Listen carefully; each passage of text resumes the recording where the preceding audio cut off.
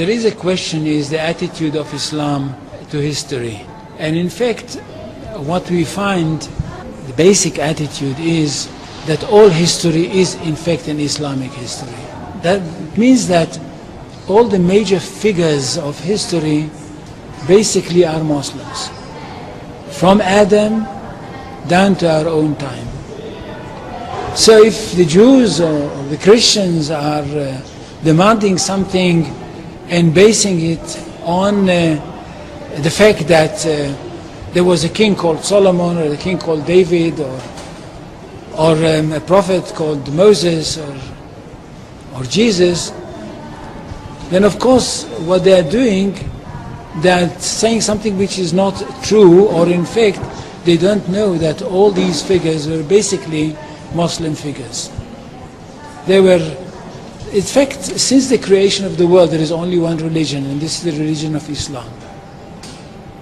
So if anybody says, look, there is a place which is connected with Solomon, and that's the place where the Temple of Solomon stood, a true Muslim would tell you, yes, absolutely right, but don't forget that Solomon was a Muslim, and David was a Muslim, and Abraham was a Muslim, and Isaac was a Muslim, and Jesus was a Muslim. And this is what I mean by the Islamization of history.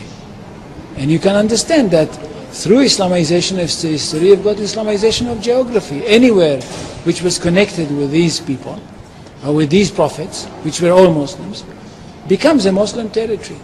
And therefore, when Islam was not in that area before Muhammad came to it, but it should have been there. In that area, I mean in the Middle East, or other parts outside the Middle East, which are now Muslim parts. Any place like this had to be freed, not to be conquered, had to be liberated. So Islam appeared in history in the time of Muhammad, or reappeared in history from their point of view, reappeared in history as a liberator. And therefore there is no Islamic occupation. If somebody occupied anything, it would be always somebody else, not the Muslims. So there is no Islamic occupation, there is only Islamic liberation.